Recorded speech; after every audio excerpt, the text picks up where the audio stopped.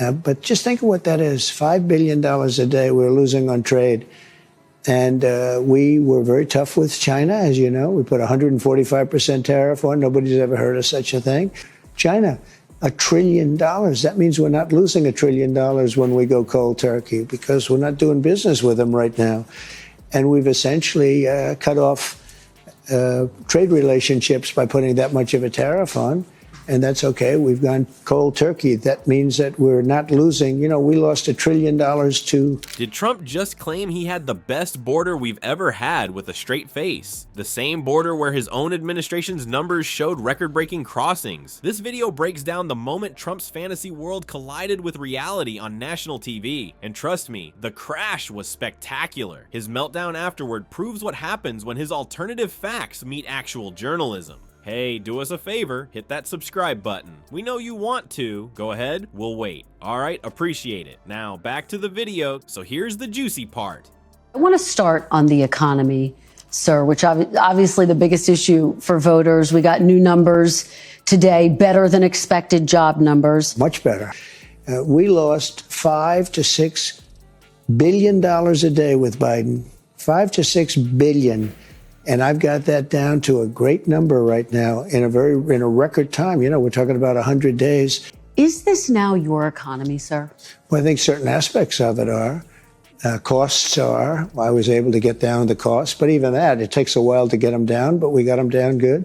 Trump sat there with Kristen Welker, looking like he owned the room, and declared America had the best border we've ever had during his time. His face was all smug, probably thinking nobody would question his imaginary success story. The orange man even puffed out his chest a bit, like he'd personally stood at the border handing out "sorry, we're full" signs to migrants. But wait, let's take a peek behind curtain number 1. The actual footage from Trump's own administration tells a completely different story. Remember those detention centers crammed with people? The ones where folks were packed in like sardines with those weird silver blankets? Yeah, those weren't vacation resorts. They were overcrowded border facilities during Trump's own presidency. When does it become the Trump economy?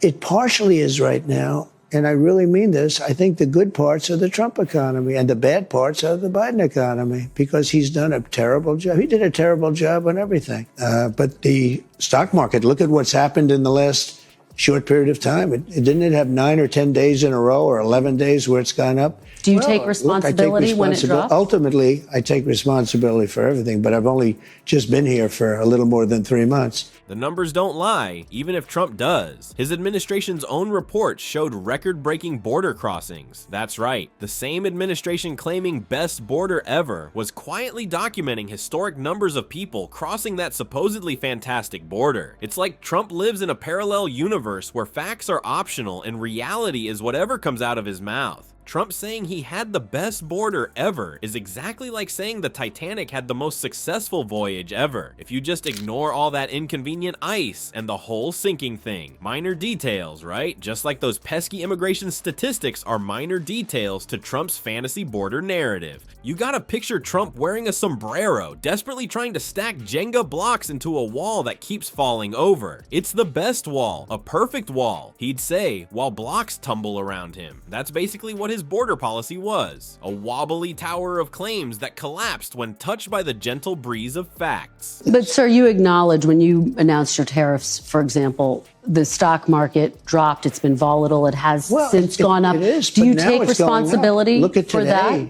From his auto pen, which I'm sure he knew nothing about some of the things he was supposedly signing. And the tariffs have just started kicking in. And we're doing really well. The truth is, Trump's own Department of Homeland Security was reporting massive spikes in border encounters during his term. While he was tweeting about his incredible border security, his own people were documenting the exact opposite. The reality on the ground never matched his rosy picture. It wasn't even close. It's like bragging about your diet while holding a chocolate cake in each hand. What makes this whole thing funnier is watching Trump's face when confronted with reality. As the interview continued and Welker prepared to fact-check him, his expression started changing. His usual confidence began melting faster than ice cream in August. You could almost see the gears turning as he realized actual journalism was happening. Not the friendly softball questions he gets from his favorite news channels, but real questions backed by those annoying things called facts. And then came the moment when Welker brought up the Constitution. That's when Trump's face did something amazing. His eyes started darting around like a kid who just heard who ate all the cookies when there are crumbs all over his face. His confident facade cracked, revealing the man behind the curtain who doesn't actually have answers, just more outlandish claims. You said, quote, I'm going to quote what you said, maybe the children will have $2 instead of $30. Yeah. And maybe the $2 will cost a couple of bucks more than they would normally. Psychologically, I mean, the fake news was giving me such press on the tariffs.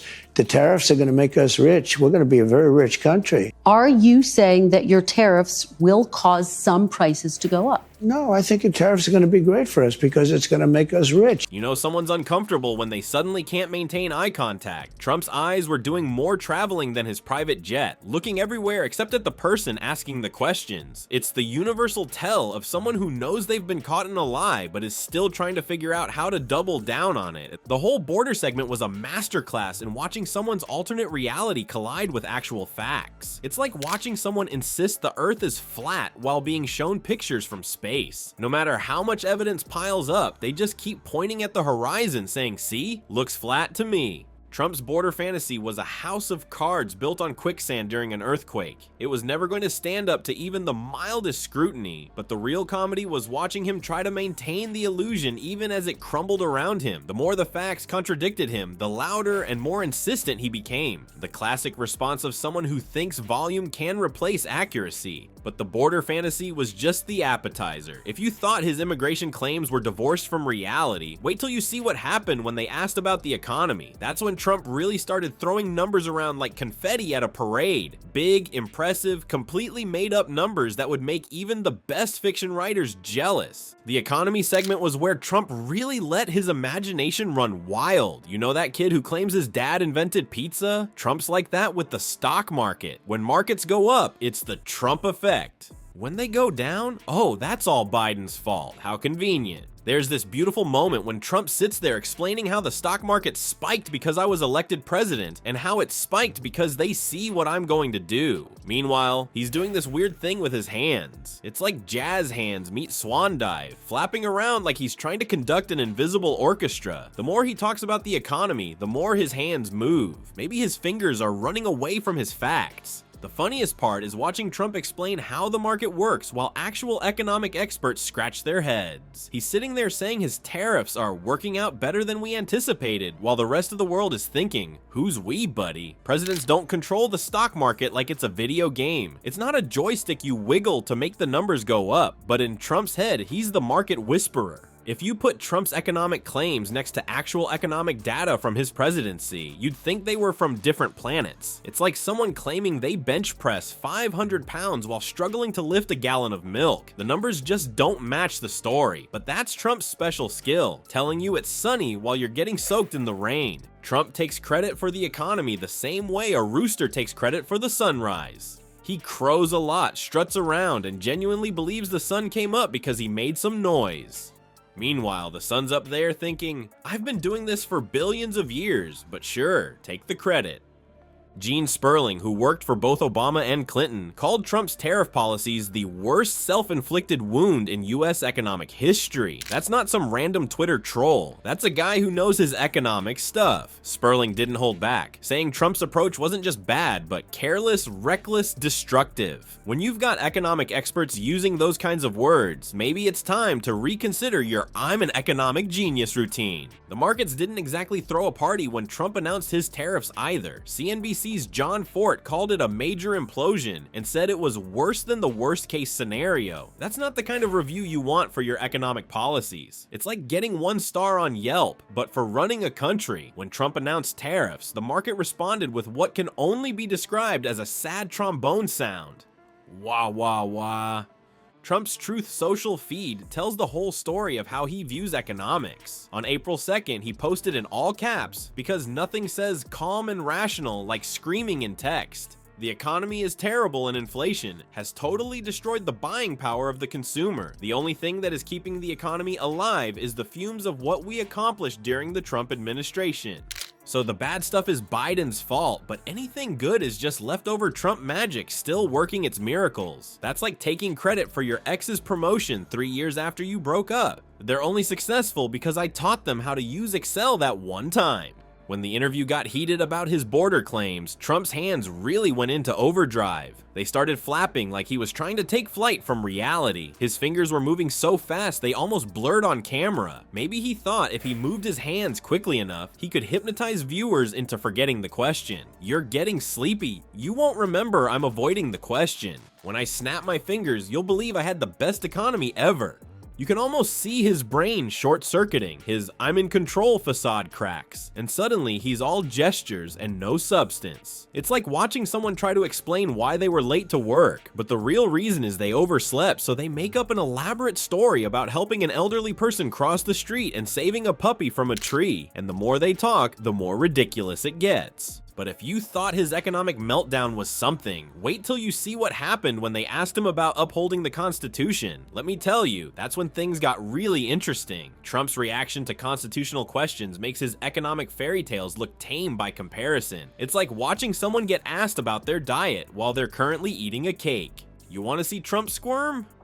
Just ask him about the Constitution. When Kristen Welker tried this, the man looked like he'd seen a ghost. The moment she mentioned upholding the Constitution, his face tightened up faster than his too small suit jacket. Instead of answering like a normal person, Trump immediately switched to his favorite topic, how everyone's so mean to him. It's like asking someone if they took out the trash and they start complaining about how nobody appreciates their sock folding skills. Complete misdirection. The media is so unfair to me, he whined, his voice getting louder with each word. Meanwhile, Welker just sat there politely, probably wondering if she should offer him a tissue. The question was simple: will you uphold the Constitution? But Trump treated it like she asked him to solve quantum physics while juggling flaming chainsaws. His eyes were darting around the room like they were looking for the emergency exit. Left, right, up at the ceiling, anywhere but at the person asking him about that pesky document he swore to protect. Maybe the Constitution was hiding somewhere in the studio and Trump was trying to spot it. Trump treats the Constitution exactly like those terms and conditions we all scroll past when downloading apps. Yeah, freedom of speech, right to bear arms, blah blah blah. I agree. He just wants the cool presidential powers app without reading the fine print about checks and balances. His Truth Social posts tell the whole story. This man posts about 29 times a day. That's more than most teenagers. And the all caps. So many all caps. It's like he's permanently stuck with his keyboard's caps lock on. On April 2nd, he went full caps mode about the economy, screaming into the digital void about how anything good happening now is just the fumes of what we accomplished during the Trump administration. Reading Trump's social media is like watching someone have an argument with their own reflection. He's constantly contradicting constitutional principles, attacking judges, claiming elections are rigged, and basically treating America's legal system like it's just a suggestion rather than, the actual law. As the interview continued, Trump's volume control broke completely. Each question about immigration facts made his voice climb another decibel. 1, 2, 3, 4, 5 times. I counted at least 5 separate occasions where he raised his voice when Welker mentioned actual border statistics. It was like watching a pressure cooker with a broken valve. You knew something was gonna blow. His face got redder and redder until it matched his tie. That signature Trump orange turned into full-on tomato red. The man looked like he was about to pop a blood vessel just because someone dared to question his version of reality. Maybe that's why he likes red ties. They match his face when he's mad.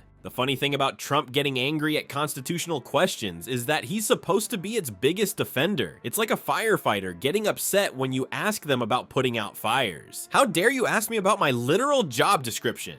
Trump's relationship with facts is like my relationship with my diet, completely theoretical and rarely put into practice. When confronted with immigration facts, he didn't just deny them. He created an entire alternate universe where his border was the best border ever, with unicorns prancing along it and everyone getting along great. Count with me. 1 raised voice about border crossings, 2 raised voices about detention centers, 3 about his perfect immigration policies, 4 about his wall, and 5 about border security overall. 5 separate Trump tantrums in one interview segment. That's a new record, folks. What's truly amazing is watching someone talk so loudly while saying so little. It's all volume, no substance. Trump's answers are like cotton candy. They look big and impressive until you realize there's nothing actually there. By the time the interview wrapped up, Trump's face had gone through more color changes than a mood ring in a teenager's sweaty palm. From smug orange to angry red to defensive purple, the man is a walking emotion chart with hair. And his hands. Don't get me started on those hands. They were flapping around like they were trying to physically swat away facts. Left, right, chopping motion, finger pointing. His hands were working overtime while his brain was apparently on vacation. So what does all this tell us about a potential second Trump term? Well, if he can't handle basic questions about the Constitution without melting down, imagine him dealing with actual crises. It's like watching someone fail a driving test but still demand the keys to a Ferrari. The man treats the most important legal document in America like it's just an annoying speed bump on his road to power. So there you have it. When Trump meets real journalism, we see the true Trump, a man whose skin is thinner than dollar store toilet paper and who treats facts like they're optional extras. His fantasy world pops like a balloon when poked with the needle of reality. Next time someone calls Trump a straight shooter, remember this interview. The only thing straight about his shooting is how directly he aims away from the truth. That's what happens when Trump's made up facts crash into actual journalism. The Washington Post found 70% of Republicans believe his election fraud lies. The facts might win the battle, but Trump's ego never gets the memo.